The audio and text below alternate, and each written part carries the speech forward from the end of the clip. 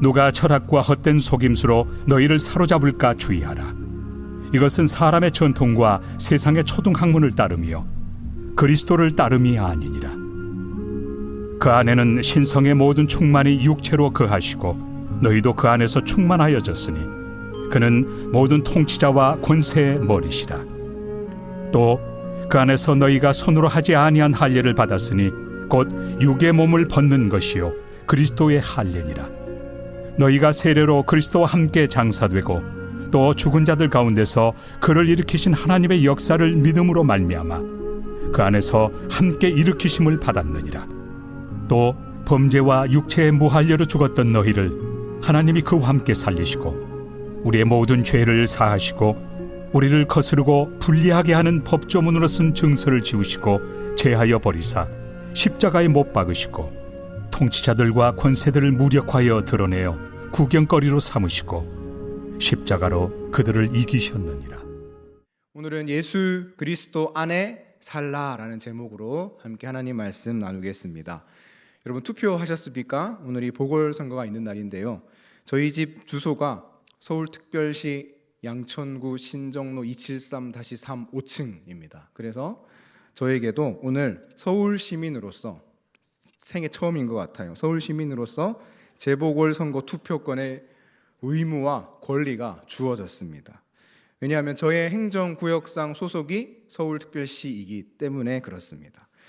소속이라는 말을 제가 사용했는데요. 우리는 이 땅을 살아가면서 여러 가지 소속 가운데 속하면서 살아갑니다. 그런데 소속이라는 것은 단순히 나의 물리적 위치를 말해주는 것을 넘어서 우리의 정체성을 보여주기도 하죠. 이런 면에서 본다면 오늘 골로새서를 쓰고 있는 사도 바울의 소속은 어디일까요? 지금 사도 바울은 로마 감옥에 있습니다.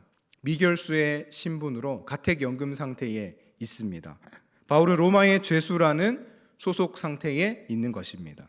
그런데 바울의 옥중서신들을 보면 바울이 자신의 소속에 대해서 자주 표현하는 그런 어구가 있는데요. 그 어구가 바로 엔 그리스도, 그리스도 안에서라는 표현입니다.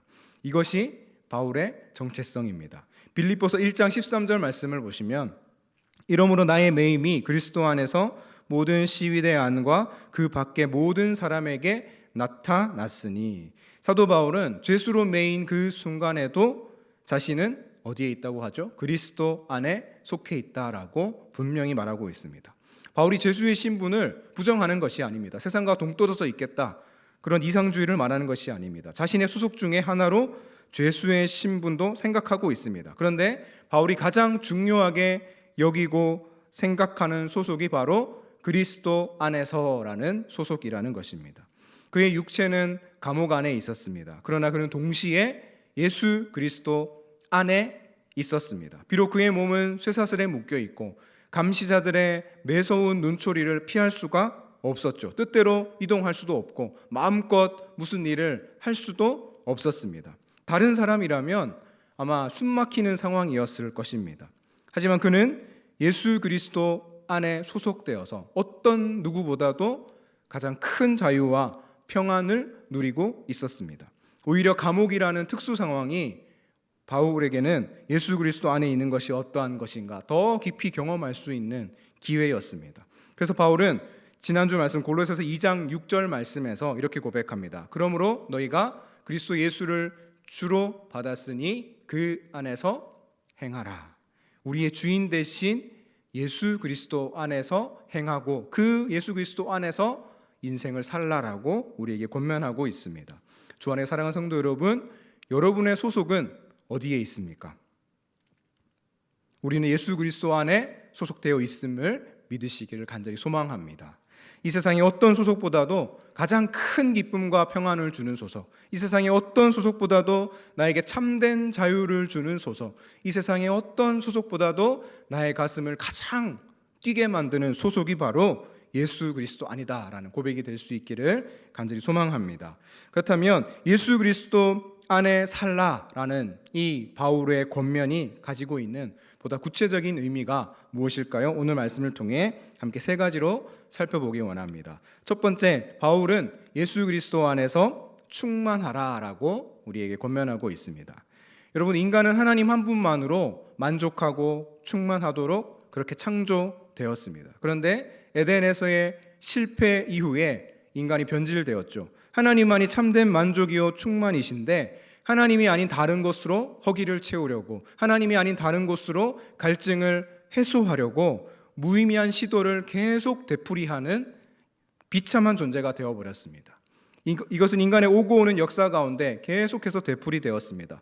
오늘 본문의 골로새 교회도 마찬가지였습니다. 오늘 본문 8절 말씀을 보시면 사도 바울이 골로새 교회에게 당부하죠. 8절 상반절 말씀을 읽어볼까요? 8절입니다. 누가 철학과 헛된 속임수로 너희를 사로잡을까 주의하라. 여기까지. 세상의 철학과 속임수는 바울의 말에 의하면 헛된 것이다. 헛된이라는 표현은 속이 텅 비어 있다라는 의미입니다. 여러분, 세상의 철학과 속임수는 속이 텅 비어 있습니다. 그래서 헛된 것입니다. 충만한 것 같아 보이지만 사실 그 안에는 충만이 없습니다.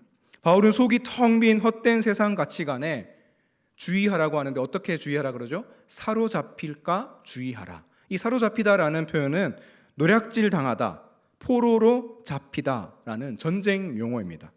속이 텅 비었지만, 그래서 충만이 그 안에 없음에도 불구하고 그만큼 이 세상의 철학과 헛된 속임수는, 이 세상 가치관은 아주 교묘하고 아주 강력하게 우리를 노리고 있기 때문에 바울은 주의하라고 당부하고 있는 것입니다. 여러분, 세상 가치관은 우리를 현혹하고 우리의 시선을 빼앗습니다. 우리의 마음을 뒤흔들어 놓습니다. 이 도전 가운데 그 누구도 자신 있다라고 말할 수 있는 사람이 없습니다. 누가복음 8장에 12의 혈루증에 걸린 여인이 나오죠. 고대 근동에서 혈루증에 걸린 여인의 삶은 그야말로 비참 그 자체였죠. 살아도 사는 게 아니었고 삶이라는 것의 의미가 무색한 인생이었습니다. 용하다는 의사를 다 찾아다녔지만 그 여인은 아무에게도 어떠한 고침도 도움도 받지 못했습니다. 돈은 돈대로 탕진하고 병은 그대로 고스란히 남았습니다. 그 세월이 몇 년이라고요? 12년입니다. 너무너무 긴 세월이죠. 그런 그녀가 예수님을 찾습니다. 그녀가 인파를 뚫고 예수님 편으로 가까이 다가가서 예수님 옷자락에 손을 대었습니다. 그 순간 12년 묵은 혈루증이 거짓말처럼 사라졌습니다. 성경은 어떻게 표현하고 있습니까? 혈루증이 즉시 그쳤더라. 예수님 옷에 손을 대는 순간 즉시 그쳤다라고 표현하고 있습니다.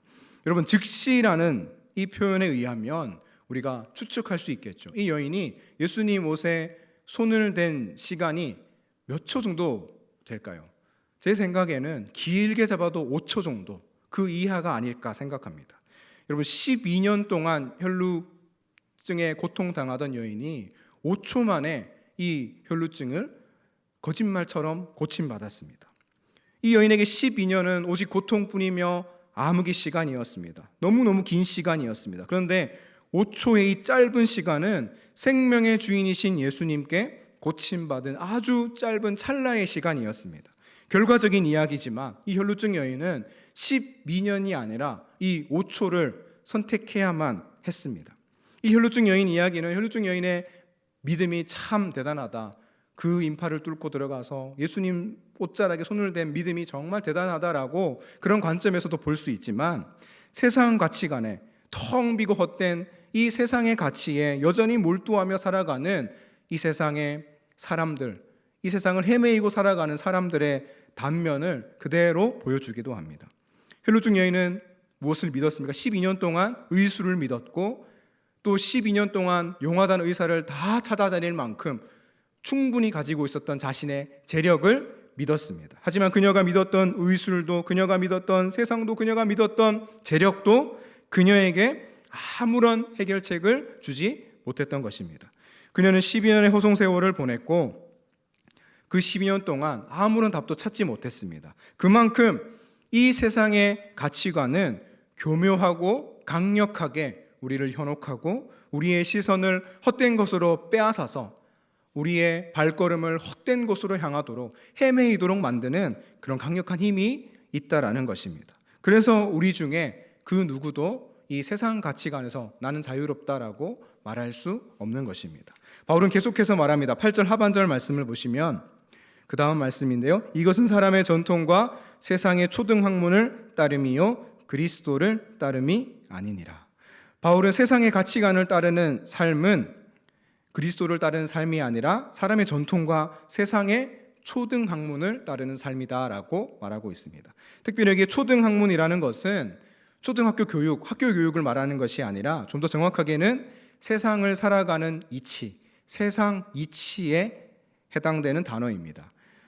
영화를 보면 권력을 가진 부패 검사가 힘이 없는 그런 백도 없는 경찰에게 이런 대사를 하지 않습니까? 어이 김영사님, 세상 사는 이치를 모르시네. 이치를 모르면 줄이라도 잘 서시던가. 이렇게 전 좀 어색했는데 영화에 보면 이런 대사가 있지 않습니까? 상상이 되시죠? 그런데 이런 세상 이치가 영화에만 있는 것이 아닙니다. 최근에 LH 사태가 벌어졌죠. LH 내부에서 이 개발 정보를 사전에 입수해서 투기를 통해 개인적인 이익을 취하려는 시도가 있었습니다. 일반 서민들은 상상조차 할 수 없는 그런 이익을 얻으려고 했습니다. 엄청난 보상금을 노리고 사용하지도 않을 건물을 짓고 수확하지도 않을 농작물을 잔뜩 심어놓고 큰 보상금을 노렸죠. 욕망의 끝판왕을 보는 것 같았습니다.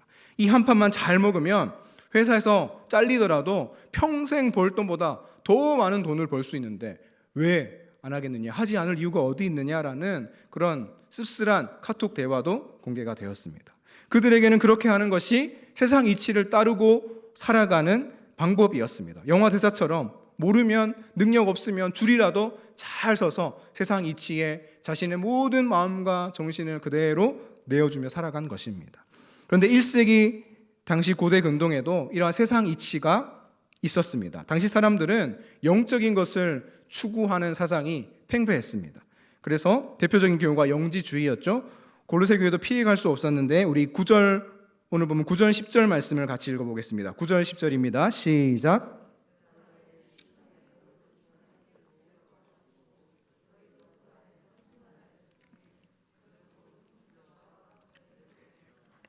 영적인 것에 심취해 있었던 당시 헬라 사람들은 9절 말씀해 보시면 육체라는 단어를 바울이 의도적으로 사용하고 있는데 이 육체를 부정했습니다. 그래서 육체는 금욕주의로 다스려야 한다라는 강박관념에 빠져 있었던 것입니다. 그래서 9절 말씀을 보시면 바울이 말합니다. 그 안에는 신성의 모든 충만이 육체로 거하신다. 금욕주의가 아니다. 예수님께서도 이 땅에 인성을 가지시고 육체를 입고 성육신 하시지 않았느냐. 그런데 그분은 어떤 인간보다도 가장 훌륭하게 이 땅을 인간으로 살아가셨다. 그러니 금욕주의가 아니다라고 말하고 있는 것이고, 또 10절 말씀을 보시면 너희도 그 안에서 충만하여졌으니 그는 모든 통치자와 권세의 머리시라. 여기서 통치자와 권세라는 것은 세상의 어떤 강력한 정치적인 힘을 의미하기도 하지만 1차적인 의미는 당시에 헬라 사람들이 섬기던 천사를 의미하는 단어들입니다. 당시 고대 근동에는 영적인 사상이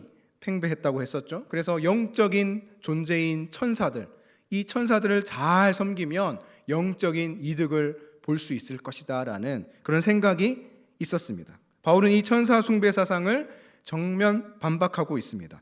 예수 그리스도가 그 모든 천사들의 머리이시다, 그 모든 천사들의 대빵이시다라고, 오직 예수 그리스도 안에서만 참된 충만을 누릴 수 있다라고 골로새 교회를 향해서 말하고 있는 것입니다. 여러분, 우리도 이 땅을 살아가면서 끊임없이 세상의 가치관과 세상 이치에 강력한 도전을 받고 있습니다. 때로는 너무 매혹적이어서 그 유혹을 쉽사리 이기지 못할 때가 있습니다. 때로는 너무 헷갈릴 때도 있습니다. 무엇이 맞을까? 어느 길이 옳은 길일까? 양자택일의 순간이 다가오면 정확한 판단을 내리기 어려울 때가 다반사죠. 세상의 가치관, 세상의 이치가 우리의 문제 한가운데 딱 하고 자리 잡고 그 중간에 딱 끼어들어서 교묘하게 우리의 선택을 혼란스럽게 하고 방해할 때가 한두 번이 아니라는 것입니다. 이 사람 말을 들으면 그 말이 맞는 것 같고, 저 사람 말을 들으면 저 말이 맞는 것 같고, TV를 보면 TV에서 하는 말이 맞는 것 같고, 유튜브를 보면 유튜브에서 하는 말이 맞는 것 같고, 그래서 무엇이 맞을까? 도대체 난 어떤 선택을 해야 하느냐? 이 질문만 되풀이할 때가 많은 것이 우리 신앙인의 삶이라는 것입니다. 그런데 바울은 이 모든 문제 가운데 딱 한 가지만을 말하고 있습니다. 예수 그리스도 안에서 충만하라. 그 충만을 누리라고 우리에게 선언하고 있습니다. 아까 처음에도 말씀드렸죠. 인간은 원래 하나님 한 분만으로 충만한 존재로 지어졌습니다. 하나님은 이 본래의 충만한 상태로 우리를 되돌리시기 위해서 이 땅에 예수 그리스도를 보내셨습니다. 그리고 그 예수 그리스도 안에서, 그 예수 그리스도를 믿는 믿음 안에서 그 충만을 완전히 회복시키셨다라는 것입니다. 그래서 우리가 세상의 가치관과 세상 이치에 강력한 도전을 받을 때 우리는 또다시 예수 그리스도 안에 충만히 있음을 믿고 예수 그리스도 앞에 엎드리고 나아가야 한다라는 것입니다. 주님 뜻이 어디에 있습니까? 우리를 긍휼히 여기시고 우리를 선한 길로 인도하시고 우리의 지혜를 허락하여 주옵소서라고 겸손히 나아가야 한다라는 것입니다. 요한일서 5장 4절 5절 말씀은 이렇게 말합니다. 같이 읽어볼까요? 무릇 하나님께로부터 난 자마다 세상을 이기느니라. 세상을 이기는 승리는 이것이니 우리의 믿음이니라. 5절, 예수께서 하나님의 아들이심을 믿는 자가 아니면 세상을 이기는 자가 누구냐? 세상을 이기는 자가 누구냐? 주 안의 사랑하는 성도 여러분, 우리를 압도하는 세상 가치관과 세상 이치로 가득한 이 세상을 이길 수 있는 자가 누구입니까? 바로 하나님의 아들 예수 그리스도 안에 참된 충만이 있음을 믿고 그 앞에 엎드리고 그 앞에 겸손히 나아가는 자가 승리하게 될 줄로 믿습니다. 더 이상 이 땅에 헛된 것, 텅 빈 것으로 잠시의 갈증과 순간의 허기를 채우는 일을 멈추시고 오직 예수 그리스도 안에서 참된 충만을 누리시는 저와 여러분 될 수 있기를 간절히 소망합니다.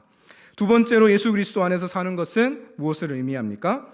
한번 따라할까요? 예수 그리스도 안에서 죽고 살라.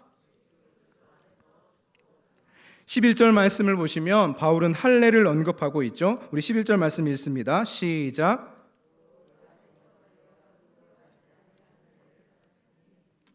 육의 몸을 벗는 것이요 그리스도의 할례니라. 할례가 무엇이죠?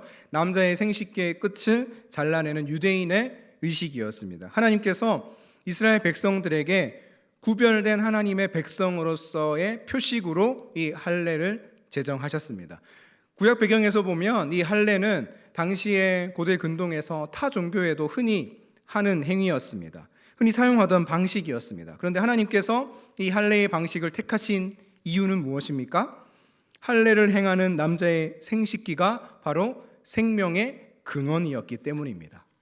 생식기의 끝을 자름으로 생명을 하나님께 드린다, 우리의 생명을 하나님께 맡긴다라는 의미가 있었던 것이죠. 바울이 예수 그리스도 안에 사는 것에 대해 지금 이야기하고 있는데, 예수 그리스도 안에 사는 것에 대해 이야기하면서 할례 이야기를 꺼내고 있는 이유가 여기에 있습니다. 예수 그리스도 안에 사는 것은 생명과 죽음의 차원에서 또 죽고 사는 문제로 이해해야 하는 성질의 것이기 때문입니다. 다시 11절 말씀을 보시면 손으로 하지 아니한 할례라고 말하죠. 손으로 하지 아니한 할례라는 표현은 유대 율법주의자들의 주장, 할례냐 무할례냐 끊임없이 논쟁을 펼쳤는데 그것이 중요하지 않다라는 것을 강조하는 표현입니다. 손으로 하지 아니한 할례, 이것보다 할례냐 무할례냐보다 더 중요한 것은 무엇이냐? 그 다음에 나오죠. 육의 몸을 벗는 그리스도의 할례, 그리스도가 주시는 이 할례를 받는 것이 훨씬 더 중요하다라고 말하고 있습니다. 여러분, 그렇다면 그리스도가 주시는 할례가 무엇입니까? 육의 몸을 벗는 것입니다. 육의 몸을 벗는 것은 죽음의 차원으로 우리가 이해를 해야 됩니다. 예수 그리스도 안에서 믿음을 가지고 그 안에 속하는 자는 예수 믿기 이전에 가지고 있었던 자신의 모든 자아와 생각과 습성을 다 벗고 다 포기해버리죠. 실제로 심장이 멎고 숨통이 끊어지는 육체의 죽음은 아닙니다. 이것은 영적인 죽음입니다. 그게 무슨 죽는 거냐? 달라지는 게 뭐냐? 아니요, 영적인 죽음은 훨씬 더 근본적인 죽음입니다. 육체보다 훨씬 더 중요한 것이 우리의 영혼이기 때문이죠. 바울은 말합니다. 예수 그리스도 안에서 모든 사람은 이 육의 몸을 벗는 영적인 죽음, 곧 그리스도가 주시는 할례를 경험하게 된다. 마치 낡은 옷을 다 벗어 던져버리고 예수 그리스도로 새 옷을 입는 영적인 경험을 하게 된다라고 말하고 있습니다. 조금 더 보시면 12절에 바울은 조금 더 나아가서 세례 이야기를 꺼내고 있습니다. 우리 12절 말씀 읽어볼까요? 시작. 너희가 세례로 그리스도와 함께 장사되고 또 죽은 자들 가운데서 그를 일으키신 하나님의 역사를 믿음으로 말미암아 그 안에서 함께 일으키심을 받았느니라. 여러분, 우리가 세례를 어떻게 행하고 어떻게 받죠? 손에 물을 찍어서 머리에 손을 얹습니다. 성부와 성자와 성령의 이름으로 세례를 주노라 하죠. 핵심은 무엇입니까? 물을 머리에 끼 얹는 것입니다. 헬라어로 세례는 빠뜨리다, 푹 담그다라는 의미가 있습니다. 물을 머리에 끼 얹는 것은 물속으로 들어가는 것을 상징하는 것이고, 이것은 꼬르륵 하고 물속에 잠기는 것을 의미하는 것이고, 이것은 호흡이 멈추는 죽음의 차원의 문제입니다. 그리고 다시 물 밖으로 나오면 우리의 숨이 다시 돌아오고 새로운 삶으로의 생명의 전환으로 연결되는 것이죠. 저는 이 의미를 누구보다 잘 압니다. 왜냐하면 제가 수영을 하나도 못하기 때문입니다. 제 키가 180이 조금 안 되는데 저는 180cm 풀장에 빠뜨려 놓으면 절대로 빠져나올 수가 없습니다. 그런데 호우적대는 저에게 누가 튜브 하나를 휙 던져주면 저는 아마 분명히 살아나올 수 있을 것 같아요. 즉 세례는 이렇게 죽음과 생명을 경험하는 것입니다. 옛 자아는 죽고 새로운 자아가 살게 되는 일을 상징하는 것이죠. 바울이 죽음과 생명을 상징하는 세례 이야기를 꺼내면서 예수의 죽으심과 예수의 부활 이야기를 지금 하고 있어요. 12절에서 우리가 예수 그리스도 안에 살면 그리스도와 함께 우리는 장사된다. 죽을 것이다. 이전에 우리의 자아와 모든 생각과 습성은 다 죽게 될 것이다. 앞에서 말했던 할례와 똑같죠. 그런데 거기서 끝이 아니라 예수님께서 3일 만에 부활하신 것처럼 우리도 예수 그리스도 안에 있으면 일으키심을 받는다. 부활이죠. 생명을 상징하는 사건입니다. 이전과는 완전히 다른 새로운 삶으로의 전환이 이루어지게 될 것이다. 언제요? 예수 그리스도 안에 살게 되면, 예수 그리스도 안에 살면 예수 그리스도 안에서 죽고 살게 될 것이다 라고 말하는 것입니다. 예수님께서 십자가에 죽으신 것처럼 이 할례와 세례를 통해 바울이 말하는 것처럼 우리가 예수 그리스도 안에 사는 것은 대체적으로 우리가 죽는 것을 의미합니다. 죽어야 사는 것이다 라고 우리에게 교훈을 주고 있죠. 이 세상은 도무지 이해할 수 없는 방식입니다. 이 세상엔 절대로 존재할 수도 없고 이 세상에 있을 수도 없는 방식입니다. 이 세상의 방식은 뭐죠? 너는 죽고 나는 살고, 아니면 너도 죽고 나도 죽고 같이 죽자. 이게 세상의 방식이죠. 그런데 이 세상에서 우리가 예수 그리스도 안에 살려면 우리는 무조건 죽어야 한다라고 지금 사도 바울은 말하고 있는 것입니다. 그런 법이 어디에 있습니까? 그런 예가 어디에 있을까요? 있죠. 예수님께서 그렇게 하셨습니다. 마태복음 6장 39절에서 42절까지 말씀 우리 같이 한 절씩 읽어볼까요? 제가 39절 읽습니다. 내가 너희에게 이르노니 악한 자를 대적하지 말라. 누구든지 내 오른편 뺨을 치거든 왼편도 돌려대며,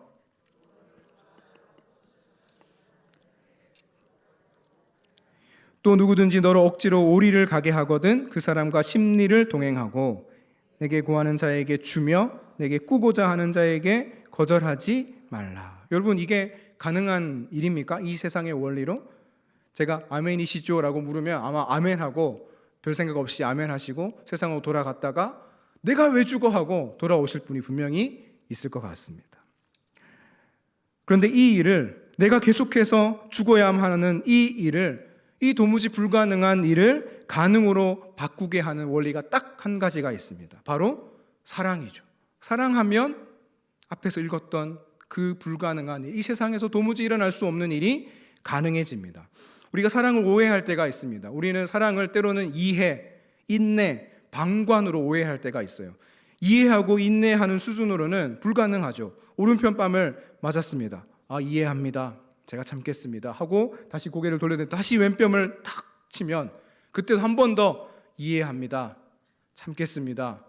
그러고 조금씩 이제 방관하기 시작하죠. 저 사람 원래 저런 사람인가 보다 하고 하는데 다시 돌리는데 한 번 더 맞으면 그때는 못 참죠. 우리도 손이 올라갑니다. 이해하는 수준으로는 우리는 절대로 죽을 수가 없습니다. 딱 한 가지 신비한 힘, 사랑으로만 끝까지 우리가 참는 것이 아니라 이해하는 것이 아니라 끝까지 죽을 수 있다라는 것입니다. 이 위대한 사랑의 신비의 힘으로 예수 그리스도께서 우리를 위해 십자가에서 끝까지 참으신 것입니다. 죽음을 사랑으로 견디신 것입니다. 그 사랑으로 우리가 예수 그리스도 안에 살게 되었고 우리가 양자가 되어서 저는 아들이 되었고 여러분들은 딸이 된 것입니다. 그리고 이제 주님께서 우리에게 권고하시죠. 이렇게 말씀하시죠. 너희도 그 사랑으로 나와 함께 죽자. 죽으면 살게 될 거야. 이 사랑의 신비 가운데로 한번 들어와봐. 꽤 괜찮아. 엄청나. 우리에게 말씀하시는 것입니다. 주 안의 사랑하는 성도 여러분, 이 놀라운 사랑의 힘을 기억하시면서 이 세상에서 죽고 사시는 저와 여러분 될 수 있기를 간절히 소망합니다.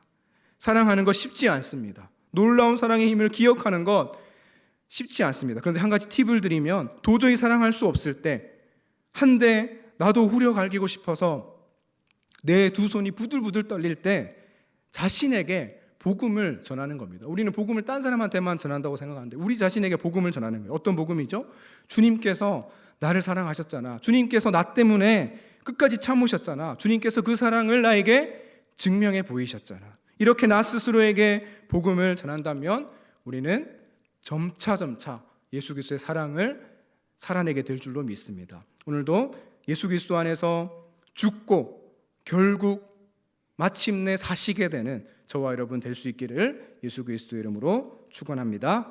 마지막 세 번째로 예수 그리스도 안에 사는 것은 어떤 것입니까? 한번 따라 하실까요? 예수 그리스도 안에서 승리하라.